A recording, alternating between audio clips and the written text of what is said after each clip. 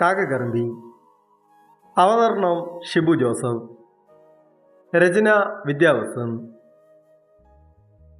അമ്മ സമ്മതിച്ചില്ലെങ്കിൽ നീ പറയുന്നത് പോലെ ഞാൻ അനിയൻ കെട്ടി ജീവിക്കുമെന്ന് നീ വിചാരിക്കുന്നോ? അത് നിനക്ക് തെറ്റി. അക്ഷരം തെറ്റാതെ ഞാൻ അമ്മയെന്ന് എൻ്റെ അമ്മയെ വിളിച്ചതുപോലെയാണ് നീ എൻ്റെ പ്രാണനാണെന്ന് പറഞ്ഞത്. അത് വെറും വാക്കല്ല, സത്യമാണ്. ഹൃദയത്തിൽ നിന്ന് പതിഞ്ഞ വാക്ക്, ഒരിക്കലും മായാത്ത വാക്കുകൾ. ആരോ പറഞ്ഞുകൊണ്ട് ഒരു നിമിഷം മൗനികയെ നോക്കി. മൗനികയുടെ കണ്ണുകൾ നിറയുന്നത് ആരോ കണ്ടു. എല്ലാവരുടെ കണ്ണും ഏറിനണിഞ്ഞു. എനിക്ക് വിധിനെ വിശ്വാസമുണ്ട്. വിധി നമ്മളെ ഒന്നിയേർക്കും. ഈ ആരോ മൗനികയ്ക്കുള്ളതാ. മൗനിക എന്ന ചിത്രശലഭത്തിന് ഉള്ളതാണ്. അമ്മയുടെ വാശിയും മുന്നോട്ട് പോകട്ടെ, നിന്റെ വാശിയും മുന്നോട്ട് പോകട്ടെ, എൻ്റെ വാശിയും മുന്നോട്ട് തന്നെ പോവും. വിധി ആരുടെ കൂടെയാണെന്ന് കാലം തെളിയിക്കും, മഹാദേവൻ തെളിയിക്കും. എനിക്കുറപ്പുണ്ട് എൻ്റെ പ്രണയം വിധി ജയിപ്പിക്കുമെന്ന്. ജയിച്ചിരിക്കും, ആരോ ഉറപ്പിച്ചു പറഞ്ഞു. ജയിച്ചില്ലെങ്കിലോ? മൗനിക ചോദിച്ചു. ഈ ആരവിനെ ആരും കാണില്ല. ആരും കാണാത്ത സ്ഥലത്തിൽ ആരോടും പറയാതെ യാത്രയാകും. കാരണം അത്രമേൽ നീ എനിക്ക് പ്രിയപ്പെട്ടവളാണ് പെണ്ണി. അത്രമേൽ നീ എൻ്റെ ഹൃദയം കവർന്നവളാണ് പെണ്ണി. ഒരുപക്ഷെ വിധി എന്നെ തോൽപ്പിച്ചാൽ നിന്റെ ഓർമ്മകളിൽ ഞാൻ ജീവിക്കും, ആരും കാണാത്ത ലോകത്തിൽ. എന്നാലും നിന്റെ സ്ഥാനം ഇനി മറ്റൊരു പെണ്ണിനെ അറിഞ്ഞുകൊണ്ട് കൊടുക്കില്ല. ചങ്കിലെ തുടുപ്പുള്ളിടത്തോളം അത് നടക്കില്ല പെണ്ണി. വിധി നമ്മളെ ഒന്നിയേർക്കും. ആരോ പറഞ്ഞുകൊണ്ട് കണ്ണുകൾ തുടച്ചുകൊണ്ടുപോയി. മൗനിക മുട്ടുകുത്തി മുഖംപൊത്തി പൊട്ടിക്കരഞ്ഞു. HM എല്ലാവരെയും ക്ലാസ് റൂമിൽ പോകാൻ പറഞ്ഞു. എല്ലാവരും പിരിഞ്ഞുപോയി. ടീച്ചറെ, മീര മൗനികയുടെ തോളിൽ തട്ടി വിളിച്ചു. മൗനിക എഴുന്നേറ്റു. എന്തിനാ ടീച്ചറെ എൻ്റെ നിറം ഇങ്ങനെ ആക്കിയത്? എനിക്ക് മനസ്സില്ലേ, പ്രണയിക്കാൻ പോലും പാടില്ലേ ടീച്ചറെ? പൊട്ടിക്കരഞ്ഞുകൊണ്ട് മൗനിക മീരയെ കെട്ടിപ്പിടിച്ചു. മീരയുടെ കണ്ണുകൾ നിറഞ്ഞു. ആരും അറിയാതെ ആരുവിനെ പ്രണയിച്ച മീരയുടെ ഹൃദയം മന്ത്രിച്ചു. മാഷ് നിനക്കുള്ളതാണ്, വിധി നിങ്ങളെ ഒന്നിയേർക്കും.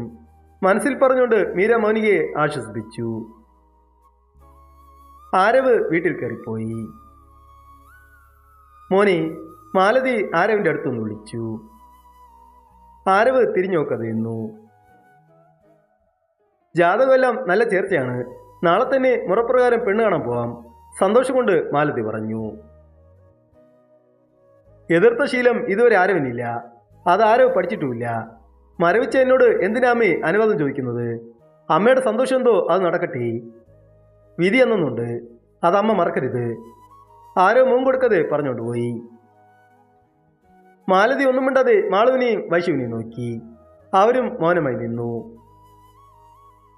കാർത്തിക തിടുക്കത്തോടെ ഓടി നടന്ന് കാര്യങ്ങൾ ചെയ്തു. സുഹിത്ര ഒന്നും മിണ്ടാതെ എല്ലാം കണ്ടിരുന്നു. മൗനിക, അവളും എൻ്റെ മകളാണ്. നൈനിക, അവളും എൻ്റെ മകളാണ്. ഞാൻ ആരുടെ ഒപ്പമാണ് നിൽക്കേണ്ടത് ഭവാനി? സുഹിത്ര നെടുവേർപ്പോടെ ഓർത്തു. മൗനിക അച്ഛൻ്റെ അസ്ഥിത്തറയുടെ മുന്നിൽ പോയിരുന്നു. ഏറെ നേരം മൗനമായി അച്ഛനെ ഓർത്തു. അപ്പോൾ ഒരു തണുത്ത കരം അവളുടെ തോളിൽ സ്പർശിച്ചു.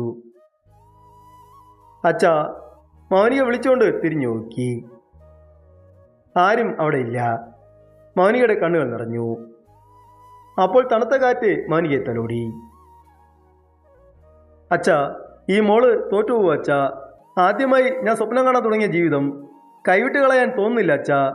ആരവട്ടം പറഞ്ഞതുപോലെ വിധി ഞങ്ങളെ ഒന്നിയേർക്കാൻ ഒരു നിമിഷം കൊതിച്ചു പോവുക അച്ഛാ. തേങ്ങലോടെ മൗനിക പറഞ്ഞു. മൗനിക ഒരു നിമിഷം കണ്ണടച്ചു. മോളെ, അച്ഛൻ്റെ വിളി. കണ്ണുകൾ അടച്ചുകൊണ്ട് മൗനിക വിളി കേട്ടു. ഈശ്വരൻ എൻ്റെ കുഞ്ഞിൻ്റെ കണ്ണുനീർ കാണാതിരിക്കില്ല.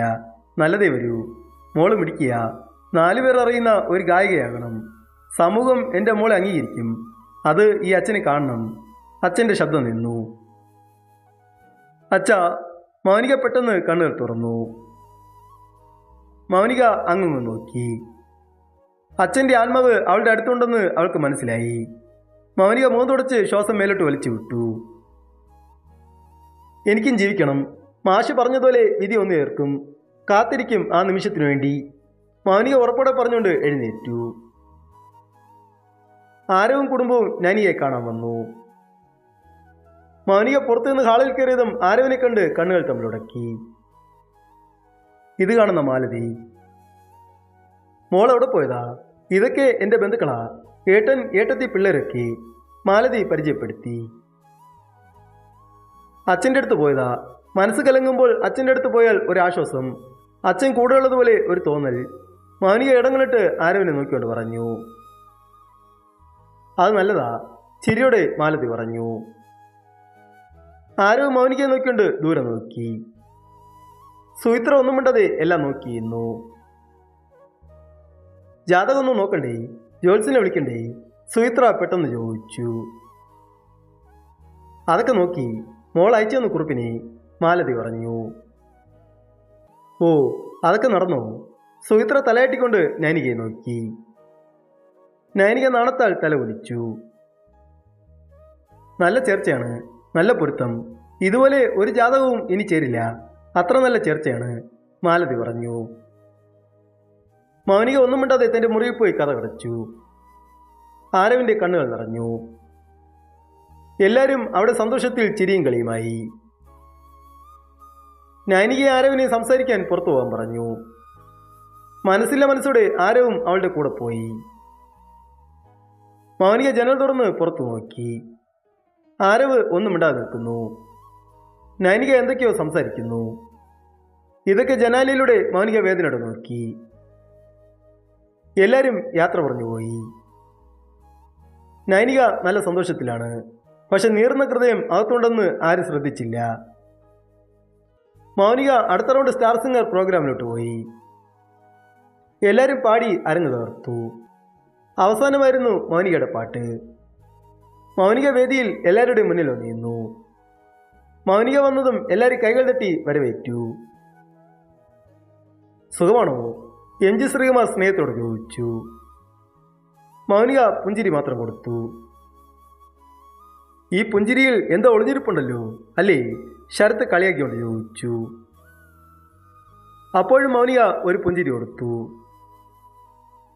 മോള് ഏത് പാട്ടാണ് പാടാൻ പോകുന്നത്? ഒരു രാത്രി കൂടി വിടവാങ്ങവേ ആ പാട്ട് പാടാൻ പോകുന്നു.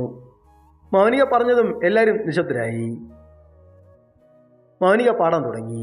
എല്ലാവരും മൗനമായി കേട്ടു. ആരവ് ടിവിയുടെ മുന്നിലിരുന്നു. നൈനിക വിളിച്ചും ആരവ് ഫോണെടുത്തില്ല. മൗനിക പാടുമ്പോൾ അവളുടെ സ്വരം ഇടറുന്നത് ജഡ്ജ് ശ്രദ്ധിച്ചു. അവൾ ആ പാട്ടിൽ അലിഞ്ഞേർന്നു. മൗനികയുടെ മുന്നിൽ ആരവ് തെളിഞ്ഞു. മൗനികയുടെ കണ്ണുകൾ നിറഞ്ഞു. ആരവിന്റെ അടുത്ത് വന്ന് മാളു ഇരുന്നു. കേട്ടാ, ചേച്ചിയുടെ ഉള്ള് നേറിപ്പോയിരുന്നു. പാവം, ആ മനസ്സ് വേദനിപ്പിച്ച് എന്ത് നേടാനാണ്? കൊണ്ടുപോ എങ്ങോട്ടേലും. ചേച്ചിയെ മറന്ന് ഏട്ടന് ജീവിക്കാൻ പറ്റുമോ? അമ്മയുടെ വാശിയുടെ മുന്നിൽ അടിയറ വെക്കേണ്ടതല്ല നിങ്ങളുടെ പ്രണയം, മാളു ആരവിന്റെ കയ്യിൽ പിടിച്ചോണ്ട് പറഞ്ഞു. വിളിച്ചാൽ അവൾ ഇറങ്ങി വരുവാണെങ്കിൽ ഞാൻ വിളിച്ചോണ്ട് പോയേനെ. പക്ഷേ അവൾ വരില്ല. അമ്മയുടെ മനസ്സ് വേദനിപ്പിച്ച് അവൾ വരില്ല, നെടുവീർപ്പോടെ ആരവ് പറഞ്ഞു. ആ മനസ്സ് അമ്മ കാണാതെ പോയല്ലോ ഏട്ടാ, ഇടർച്ചോടെ മാള് പറഞ്ഞു. അമ്മ മാത്രമല്ല, അവളെ മനസ്സിലാക്കാൻ ആർക്കും പറ്റില്ല. കാരണം അവളൊരു അത്ഭുതമാണ്. നിറത്തിന്റെ പേര് പറഞ്ഞ് തഴയുന്നവരുടെ ഹൃദയമാണ് യഥാർത്ഥത്തിൽ കറുത്തിരിക്കുന്നത്. അവൾ സുന്ദരിയാണ്, അതാർക്കും അറിയില്ല, വേദനയുടെ ആരവ് പറഞ്ഞു. ഏട്ടൻ നൈനികയെ കെട്ടാൻ തീരുമാനിച്ചു? സംശയത്തോടെ മാള് ചോദിച്ചു. ഒരിക്കലുമില്ല, വിധിയിൽ വിശ്വസിക്കുന്നു. കാലം ഞങ്ങളെ ഒന്നിയേർക്കും, ആ വിശ്വാസം എനിക്കുണ്ട്, ചിരിയോടെ ആരവ് പറഞ്ഞു. പിന്നെ എന്തിനാ ഏട്ടാ പെണ്ണ് കാണാൻ കൂടെ പോയത്? നടക്കാത്ത വിവാഹത്തിന് വെറുതെ എന്തിനാ ഒരു വേഷം കെട്ട്? മാള് പിന്നെയും ചോദിച്ചു. ആരവിനെ വേദനിപ്പിച്ച് ശീലമില്ല, അമ്മയെ അനുസരിച്ചിട്ടേ ഉള്ളൂ. അമ്മയുടെ മുന്നിൽ തകർത്ത് അഭിനയിക്കുന്നു. വിധി ഞങ്ങളെ പിരിക്കില്ല എന്ന വിശ്വാസത്തിൽ. മാളുവിനെ ചേർത്ത് പിടിച്ചുകൊണ്ട് ആരവ് പറഞ്ഞു. ഏട്ടന്റെ വിശ്വാസം ഭഗവാൻ കാണട്ടെ. മോളെ മൗനിക, ചിത്ര വിളിച്ചു. മൗനിക ചിത്രയെ നോക്കി. ഈ വരിയിൽ മോളുടെ സ്വരം ഇടറിയല്ലോ, എന്തുപറ്റി? സംശയത്തോടെ ചിത്ര ചോദിച്ചു. ഒന്നുമില്ല ചേച്ചി, അച്ഛനെ ഓർത്തുപോയി, മൗനിക ഇടറിയ സ്വരത്തിൽ പറഞ്ഞു. അച്ഛൻ മോളുടെ കൂടെ തന്നെയുണ്ട്. അച്ഛന് കൊടുക്കേണ്ട സമ്മാനം ഈ സ്റ്റാർ സിംഗർ വിജയമാണ്. MG പറഞ്ഞതും മൗനിക വേദി മറന്ന് പൊട്ടിക്കരഞ്ഞു. അവതാരിക അവളെ തന്നോട് ചേർത്ത് പിടിച്ച് ആശ്വസിപ്പിച്ചു. അവിടെ നിശബ്ദതയായിരുന്നു. ആരവ് ടി വി ഓഫാക്കി മുറിയിൽ പോയി കഥയിനടച്ചു. മൗനിക എല്ലാവർക്കും പ്രിയപ്പെട്ട മത്സരാർത്ഥിയായി. എല്ലാവരും മൗനികയ്ക്ക് വേണ്ടി വോട്ട് ചെയ്തു. ഉയരങ്ങളിലെത്തുമ്പോഴും അവൾ സന്തോഷം കൊണ്ടില്ല. കാരണം അവളുടെ ഉള്ളിൽ ആരവിനോടുള്ള അടങ്ങാത്ത പ്രണയമായിരുന്നു. ആരവ് സ്കൂളിൽ പോയി. എല്ലാവരും ആരവിൻ്റെ അടുത്ത് വന്നു. നിങ്ങളുടെ പ്രണയം ആരും അറിയാതെ പോലെ മാഷി, ദിനേശ് ആരവിനെ നോക്കി ചോദിച്ചു. ആരവ് ഒന്നും മിണ്ടാതെ പുഞ്ചിരിച്ചു. എല്ലാം ശരിയാകും മാഷി, ദിനേശ് ആരവിനെ ആശ്വസിപ്പിച്ചു. ആ സമയം സ്റ്റാഫ് റൂമിൽ മൗനിക വന്നു. പാട്ടുകാരി വന്നല്ലോ, ചിരിയോടെ ദിനേശ് പറഞ്ഞു. ആരവ് പെട്ടെന്ന് തിരിഞ്ഞു നോക്കി. മുന്നിൽ മൗനികയെ കണ്ട് ഒരു നിമിഷം അവളെ നോക്കി. മൗനികയും ആരവിനെ നോക്കി. കൺഗ്രാറ്റ്സ്. മീര അടുത്തുപോയി മൗനികയ്ക്ക് കൈ കൊടുത്തു. എല്ലാവരും മൗനികയെ വിഷ് ചെയ്തു. മൗനിക പുഞ്ചിരിയോടെ എല്ലാവരെയും നോക്കി. ആരോ ഒന്നും മിണ്ടത് ബുക്ക് എടുത്തുകൊണ്ട് പോകാൻ നിന്നു. എന്താ മാഷി, മാഷിന്റെ പെണ്ണ് നല്ല രീതിയിൽ പെർഫോമൻസ് ചെയ്യുന്നു, മാഷിനെ ഒന്നും പറയാനില്ലേ? മീര ചോദിച്ചു. അവൾക്ക് എൻ്റെ പ്രാർത്ഥന എപ്പോഴും കൂടെയുണ്ട്. വിധി ഞങ്ങളെ ഒന്നു ചേർക്കുന്നതുവരെ ഞാൻ മൗനമായി പ്രണയിക്കും. ഈ ഒരു മൗനം ജീവിതം മുഴുവൻ സന്തോഷം നൽകുവാൻ തുടക്കമാട്ടി. ആരോ പറഞ്ഞുകൊണ്ട് തൻ്റെ ക്ലാസ്സിൽ പോയി.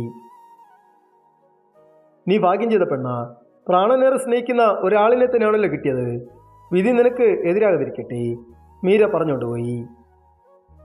മൗനിക ഒന്നും മിണ്ടാതെ തൻ്റെ കസേരയിലിരുന്നു. തുടരും.